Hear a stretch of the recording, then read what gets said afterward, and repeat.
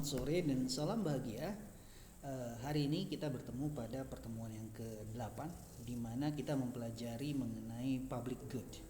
In economic, a public good refer to a commodity or services that is made available to all members of a society. Typically, these services are administered by government and paid for collectively through taxation. For example of public good is include law enforcement, national defense, and the rule of law. Public goods also refer to more basic goods such as access to clean air and drinking water. Dalam ilmu ekonomi, barang publik mengacu pada komoditas atau layanan yang disediakan untuk semua anggota masyarakat. Biasanya layanan ini dikelola oleh pemerintah dan dibayar secara kolektif melalui pajak dan melalui pemasukan pemerintah dari devisa negara dan lainnya. Contoh barang publik termasuk penegakan hukum, pertahanan nasional, dan supremasi hukum. Barang publik juga mengacu pada barang yang lebih mendasar seperti akses ke udara bersih dan air minum. Hal ini dikatakan sebagai public good. Sedangkan key takeaway, public goods are commodities or services that benefit all members of society and which are often provided for free through public taxation. Public goods are the opposite of private goods, which are inherently scarce and are paid for separately by individuals. Society will disagree about which goods should be considered public good. These differences are often reflected in nation government spending priorities. Kunci dari pembahasan mengenai barang publik adalah komoditas atau layanan yang bermanfaat bagi semua anggota masyarakat. Seringkali barang publik ini disediakan secara gratis melalui pajak publik. Barang publik adalah kebalikan dari barang pribadi yang pada dasarnya langka dan dibayar secara terpisah oleh individu. Masyarakat tidak setuju tentang barang mana yang harus dianggap sebagai barang publik. Perbedaan ini seringkali tercermin dalam prioritas pengeluaran pemerintah suatu negara. How public good work?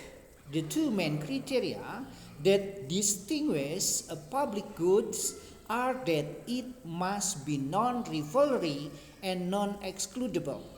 Non-rivalry means that the goods do not dwindle in supply as more people consume them. Non-excludability means that the good is available to all citizens. An important issue that is related to public goods is referred to as the free rider problem. Since public goods are made available to all people regardless of whether each person individually pay for them, it is possible for some member of society to use the good despite refusing to pay for it. People who do not pay tax, for example, are essentially taking a free ride on revenue provided by those who do pay them, as do turnstile jumper on a subway system. Dua kriteria utama yang membedakan barang publik adalah barang tersebut haruslah non-rivalry dan non-excludable. Artinya non-rivalry ini berarti barang tersebut tidak berkurang persediaannya ketika semakin banyak orang yang mengkonsumsinya. Non-excludable berarti barang tersebut tersedia untuk semua warga negara. Masalah penting yang terkait dengan barang publik disebut sebagai masalah penunggang bebas. Artinya karena barang publik tersedia untuk semua orang, terlepas dari apakah orang tersebut membayar untuk barang tersebut secara individu, ada kemungkinan bagi beberapa anggota masyarakat untuk menggunakan barang tersebut. Meskipun mereka tidak membayar, artinya ada penunggang gelap. Orang-orang yang membayar pajak atau yang tidak membayar pajak misalnya, pada dasarnya mengambil tumpangan gratis. Tetapi kalau misalnya orang itu membayar pajak, mereka berhak untuk menikmati public goods. Dari pendapatan yang disediakan oleh mereka yang membayar pajak, seperti halnya para pelompat pagar pada sistem kereta bawah tanah. Nah, begitulah how public goods work. Begitu bagaimana pemerintah menciptakan public good. Dalam pembahasan selanjutnya, kita mengenal adanya private goods and public goods. Kebalikan dari barang publik, di mana barang private adalah barang yang dapat dikecualikan dan disaingi. Barang-barang ini hanya dapat digunakan oleh satu orang saja pada satu waktu.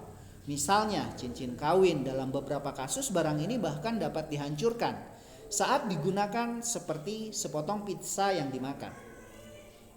Barang-barang pribadi umumnya berharga mahal dan jumlah ini untuk membayar penggunaan pribadi. Sebagian besar barang dan jasa yang kita konsumsi atau gunakan dalam kehidupan sehari-hari adalah barang pribadi. Meskipun tidak tunduk pada masalah penunggang bebas, barang dan jasa ini juga tidak tersedia untuk semua orang, karena tidak semua orang mampu membelinya. Artinya, the opposite of a public good is a private good, which is both excludable and rivalry. These goods can only be used by one person at a time. For example, a wedding ring, in some cases, they may even be destroyed in the act of using them, such as when a slice of pizza is eaten. Private goods generally cost money, and this amount pays for its private use.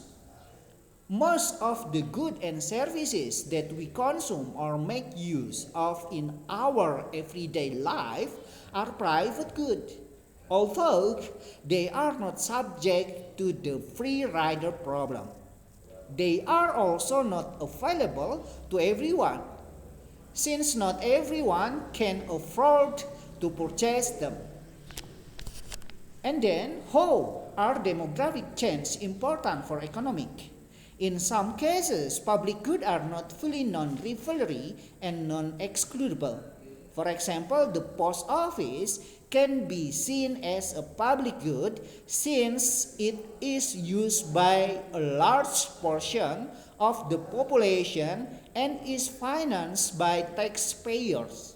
However, unlike the air we breathe, using the post office does require some nominal costs, such as paying for postage. Similarly, some goods are described as quasi-public, because although they are made available to all, their value can diminish as more people use them. For example, a country road system may be available to all its citizens, but the value of this road decline when they become congs during rush hour. A private good is only used by one person at a time and often has a cost associated with it that could make it prohibitive. For some people, how are demographic change important for economy? Dalam beberapa kasus, barang publik tidak sepenuhnya bersifat non-rivalry dan non-excludable. Sebagai contoh, kantor pos dapat dilihat sebagai barang publik karena digunakan oleh sebagian besar penduduk dan dibiayai untuk membayar pajak. Namun, tidak seperti udara yang kita hirup, menggunakan kantor pos memang membutuhkan sejumlah biaya, seperti membayar ongkos kirim. Demikian pula beberapa barang digambarkan sebagai barang kuasi publik. Artinya, karena meskipun tersedia untuk semua, nilainya dapat berkurang. Karena semakin banyak orang yang menggunakannya, sebagai contoh sistem jalan raya di suatu negara dapat digunakan oleh semua warga negaranya. Namun nilai jalan raya tersebut akan menurun ketika jalan raya tersebut macet pada jam-jam tertentu atau pada jam-jam sibuk. Barang pribadi hanya digunakan oleh satu orang pada satu waktu, dan seringkali memiliki biaya yang terkait dengan yang dapat membuatnya menjadi penghalang bagi sebagian orang. Jadi ini akan mempengaruhi. A private good is only used by one person at a time and often has a cost associated with it that could make it prohibited. For some people, Jadi seringkali barang-barang pribadi yang hanya digunakan oleh satu orang saja pada satu waktu tertentu seringkali memiliki biaya terkait dengannya yang dapat menjadi penghalang bagi sebagian orang. Selamat belajar, selamat beraktivitas kembali, jaga kesehatan. Terima kasih atas perhatiannya. Wabillahi taufiq wal hidayah. Wassalamualaikum warahmatullahi wabarakatuh. Selamat sore dan salam bahagia.